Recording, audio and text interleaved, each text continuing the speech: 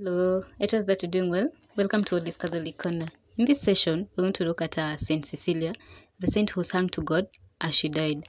Have you ever heard of a saint who sang to God while facing death? A woman whose faith was so powerful, not even torture could silence her voice? Welcome to the extraordinary story of Saint Cecilia, the patron saint of music, whose brutal murder inspired Christians for nearly 2,000 years. Stay with us as we explore the love, the life, love, and unshakable faith of this legendary saint. Saint Cecilia was born into a wealthy Roman family sometime around 2nd or 3rd century. Though surrounded by pagan culture of Rome, Cecilia was secretly a Christian, a faith that was illegal and punishable by death during her time. From an early age, Cecilia devoted her heart to God and made a private vow of virginity, choosing spiritual purity over worldly pleasures. Yet, her parents arranged for her to marry a young nobleman named Valerian, who had no knowledge of her faith or her vow.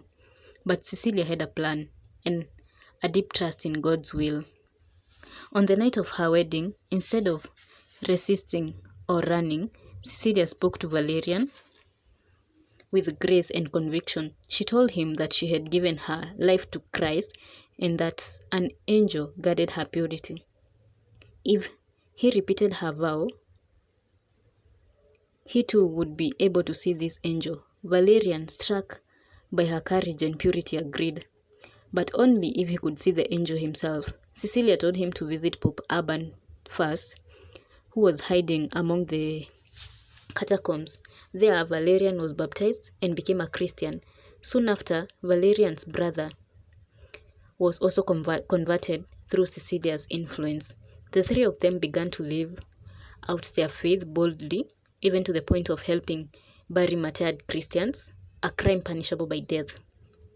It didn't take long for Roman officials to notice their defiance.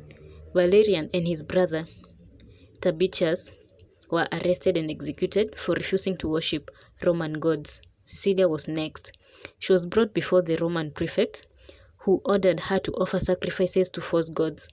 Cecilia refused, calmly, fearlessly, and openly proclaimed her faith in Jesus Christ. The Romans decided to make an example of her. She was sentenced to death by suffocation in her own bathhouse. They sealed her in and pumped scalding steam for a full day and night. Incredibly, she survived. When the guards opened the door, they found Cecilia alive, singing praises to God. Enraged, the authorities ordered her beheaded. A soldier struck her neck 3 times with a sword, but again, she didn't die immediately. Instead, Cecilia lay bleeding for 3 days, her body broken but her spirit unshaken. And through those days, she continued to pray and sing, turning her final breaths into worship. Saint Cecilia died a martyr, a witness to the power of faith and the resilience of the human spirit under persecution. Her house was later transformed into a church by Pope Urban, who baptized her husband. Over time, Cecilia became especially venerated for her connection to music because of the songs of praise she sang as she died.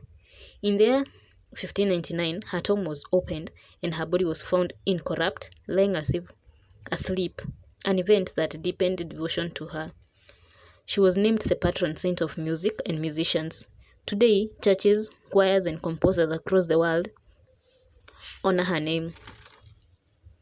Her feast day is on 22nd November. In the early centuries of the church, saints were not canonized in the formal process we know today. Instead, they were proclaimed saints by popular acclaim and local bishops, especially in the case of martyrs. Saint Cecilia falls into this category. Saint Cecilia's story is not just about how she died, it's about how she lived with courage, purity, and unwavering love for God. She even sang in suffering. She inspired even in silence. She remains